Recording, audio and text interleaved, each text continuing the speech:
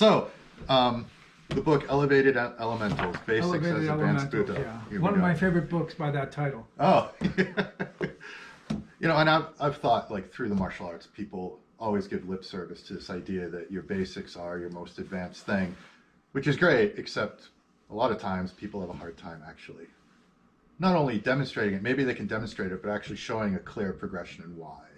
And so what was the process for you to actually write this in that way and make it clear? Well, just the way you said it, it's like, if people are going to, if masters have said this, good chance it might be true. How come people don't explain it? Well, because they repeat what the masters say without investigating what they meant. Now, we don't know how far. Was your teacher say that? Or was it his teacher that said it? Or was his teacher that said it?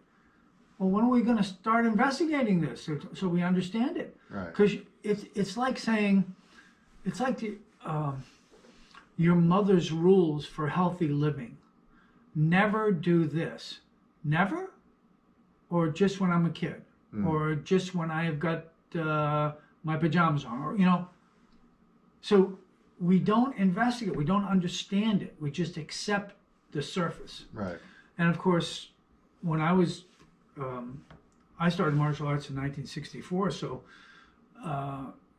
it wasn't new to the country, but it was relatively new to the country. And we were happy if we could just find somebody to train. So we were going to shut up. We're not going to challenge anybody. The Asians would argue, well, the Westerners always challenge you. Well, they challenge you compared to what Asians did at the time. But now everybody will challenge you. They want to know why it works. Does that not seem reasonable? Okay. Sure. So when someone said, the secret to your advanced techniques are your basics, I said, okay, let me figure out how. How could this possibly be true? Part of it, I think, has to do with an earlier discussion we had about cracking the kata code, is seeing the movement differently than it first appears. This refers not only to the videotape by this name, ElevAted Elementals. I shouldn't say videotape, should I? Probably not. DVD is more. Although now it's going to be a download. Well, we have both the DVD and the download. Oh, okay. But also a seminar I know you're familiar with called Transmutation. A lock is a block, is a blow is a throw.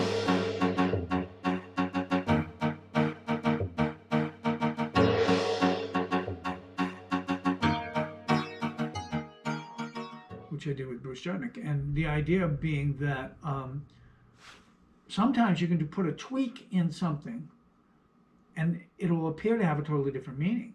Well, that means you're enriching your vocabulary of motion.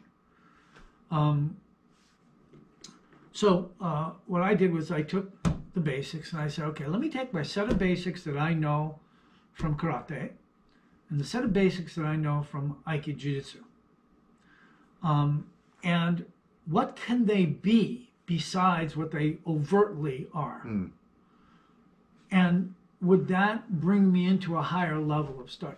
So that's how this started. Yeah. And I think for me too, so you have the beginning and those examples that you give, which are great. But I think one of the things I really like is at the end of the book, 116. 116. Where you have these 5 sets of 5. Yeah. And I think one of the things I like is just the glue, I guess, that holds these together, even though they seem very panoramic, like taking and how to, the 5 ways to integrate one's martial art, the 5 pillars of full physical martial artistry, the signpost to mastery, stages of learning, and then the 5 categories of mindfulness and advanced Budo. But the thing I really appreciate is not only how you can apply them to one's art and see and make it a more fuller experience on a number of levels, but the glue that holds these all together is Kihon, or basics. Because no matter what you did for Kihon, you have to have things like, in this 5 stage of training, you have to have coordination. You have to have correct form. What will your teacher correct you most on? Yeah. That doesn't look like a down block to me. Right. It has to be functional. Otherwise, why would you learn it? Right. Then there's interpretation. Now, that's what we talked about previously in Cracking the Canticles. You can reinterpret that basic movement. And then you have free use, which is, well, free use is tricky because free use can be a wild interpretation, but it can be, my body is so used to moving a certain way that I don't even know I'm doing that movement. Right. Only if someone filmed me and videoed me Yes. in self-defense, would they be able to say, well, that looks like it came out of this movement or this exercise or this kata, right?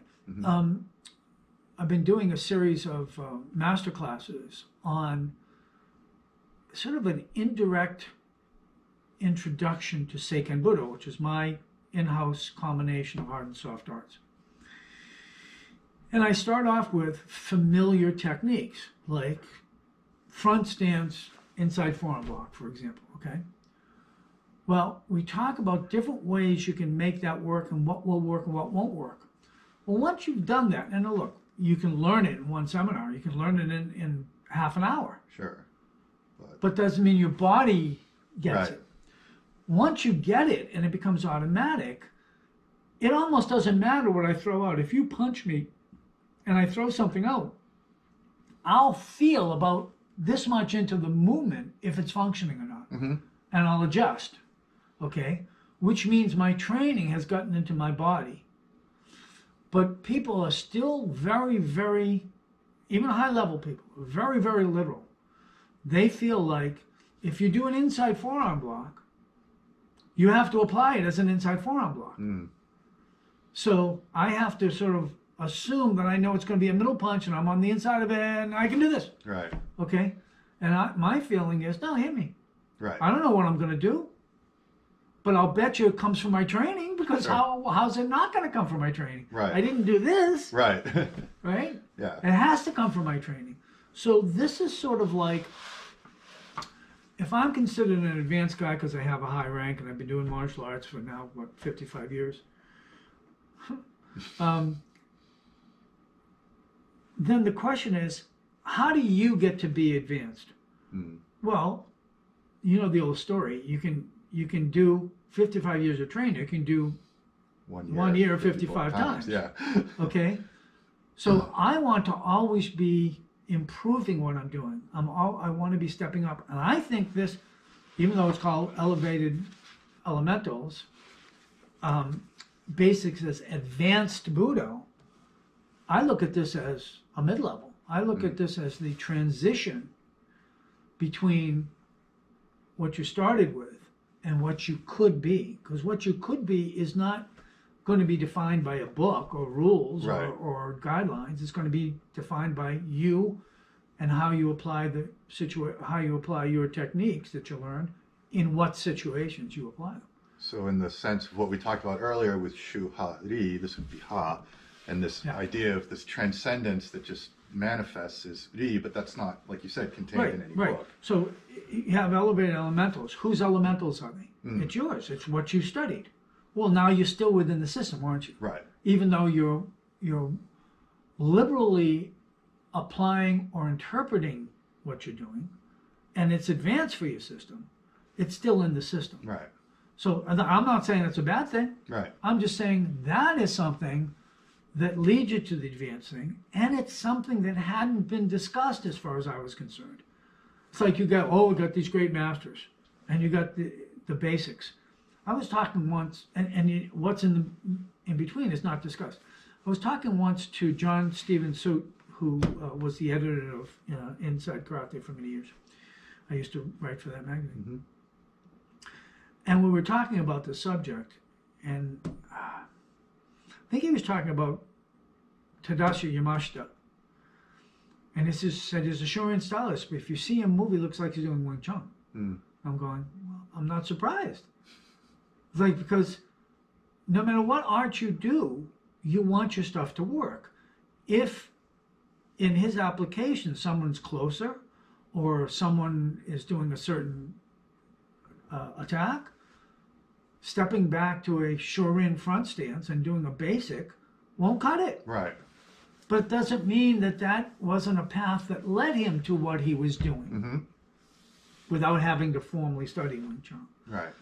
I mean, it reminds me of when you talk about aiki, or from my experience studying with aiki, there's this idea of big to small. Like you need to get these structures, whatever you're doing. Form and structure, right? Yeah, and then muscle use, yeah, and then it becomes smaller and smaller. Right. But then you're still externally doing it, and then it becomes part of you, and it's almost like this hourglass, I think, where the middle of the hourglass is where you've subsumed all these basics, and then you can apply it at will because it's in your bones. So because everybody wants that part. Yeah, but you can't skip. Everybody starts here. Yes. Nobody knows how to get there. Right, and that's what I look at. That's why we got Yes. elevated elementals. Yeah. Okay? Yep. Thank you. Thank you. Appreciate it.